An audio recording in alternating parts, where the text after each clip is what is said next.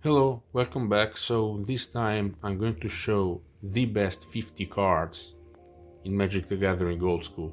So first of all we have many cards that could be ranked at number 50.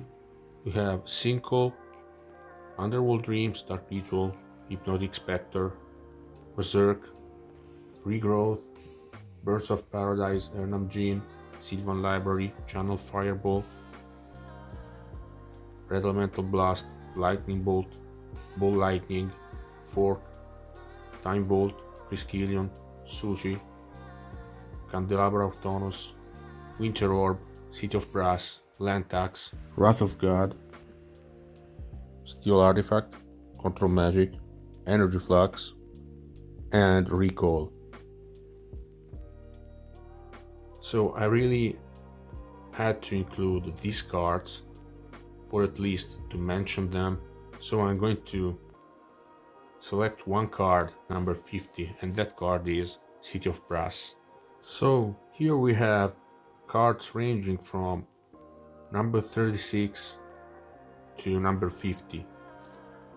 So we have City of Brass, which is going to fix your mana, Mirror Universe, which does silly things with life totals, Maze of Ith, defensive utility, Dust to Dust, 2 for 1, artifacts are very important in Old School, Jayemdae Tome, Progress Maker, Icy Manipulator, once restricted, very nice with Winter Orb, can target anything, then Armageddon, unique card, which gives you a different angle of attack, Nevinyrral's Disc, can solve any problem, Mana Vault, fast mana, this is like colorless Dark Ritual, then we have Copy Artifact, which can target both fast mana artifacts and artifact creatures, then we have Disenchant and Swords to Plowshares,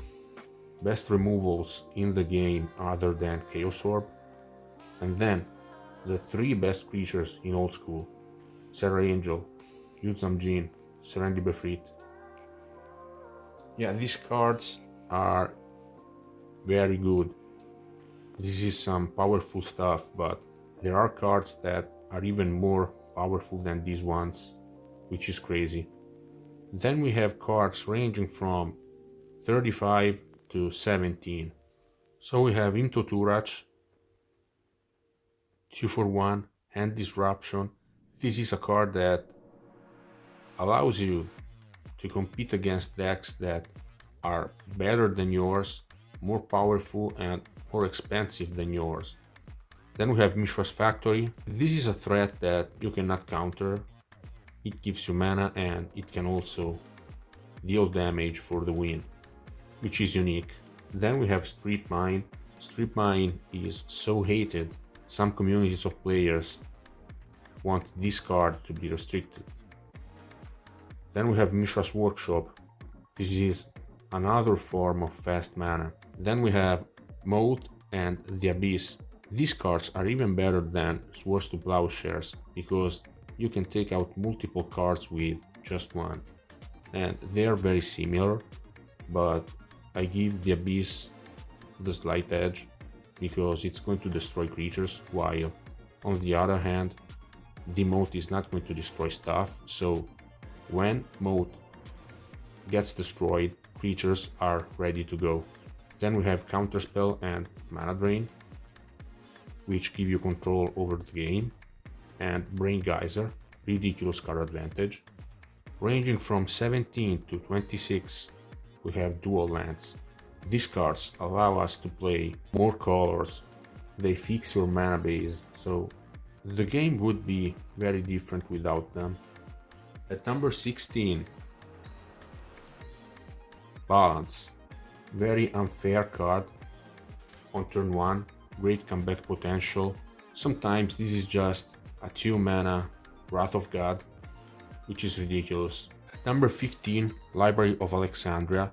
This is the card that you don't want to see on turn 1 on your opponent's side.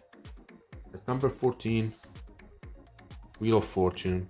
This is Timetwister in a nutshell, so you know this card is good and it's close to Power 9 level. So number 13, we have Chaos Orb. If you have good hands, this is like Vindicate, old school Vindicate, and it's the best removal in the game. Can target anything, can be copied. At number 12, we have Demonic Tutor. This card allows you to get whatever you want, so it's very easy to understand why it's so high on my list. At number 11, Mind Twist. This is the most unfair card in the game, so I'm not going to rank this any lower than 11. At number 10, Timetwister. Players used to look down on this card because Ancestral Recall and Time Walk used to look better than these, but this is a great card nonetheless. It enables combo decks, infinite combos, and it's very unfair on turn 1, but it's a great card in general. During any stage of the game, you decide whether to draw 7 new cards. So at number 9, Time Walk. Well, taking an extra turn is one of the things that players like the most. This card is extremely powerful if you have something going on the battlefield, and it used to be played as the finisher back in the days, but nowadays it's often used as an explorer. At number 8, Sol Ring. This is not a Power 9 card, but in my opinion it should have been. Technically it's number 10, but this is my list, so I make my rules. I like the fact that you have 2 mana every turn with just 1 card. This is a card that combines fast mana with consistency, which is quite rare. You have card advantage and fast mana in 1 card, so I'm going to break the rules. I'm going to rank it in the Power 9. At number 7, surprisingly, I have Black Lotus. Like, this card basically depends on your luck. If you have cards like Mind Twist or Timetwister or Wheel of Fortune on turn 1, in that case Black Lotus is easily number 1 on this list. But if you're not lucky, this card is not as good as Moxes. Moxes are going to give you 1 mana every turn, so you don't lose cards. With Black Lotus you have explosive plays, but you lose consistency and you lose 1 card, so I don't know.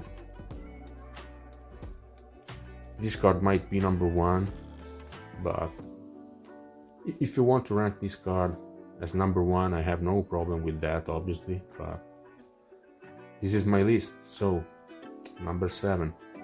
At number 6, Ancestral Recall. This is the best trade you can make in the game. So with 1 card you get 3 of them, or you can force your opponent to draw 3 cards, even though this is rare. This is an instant speed, which is crazy. So this card, again, if you wish to rank this card as your number 1, I'm not going to argue that. That's a good choice. In the top 5 I have Moxes. These cards are an upgrade for lands, and any deck needs mana. These cards are just the way you make progress. You want to play Timetwister, Wheel of Fortune, draw cards, and these cards are how you make progress and you gain an advantage over your opponent. My number 1 is Mox Sapphire. The mere fact that you can play an island or a dual land that produces blue mana on turn 1, and you can play a counterspell on turn 1, that is ridiculous. So, this is my take. Thanks for watching. Let me know what you think about this list, and see you soon.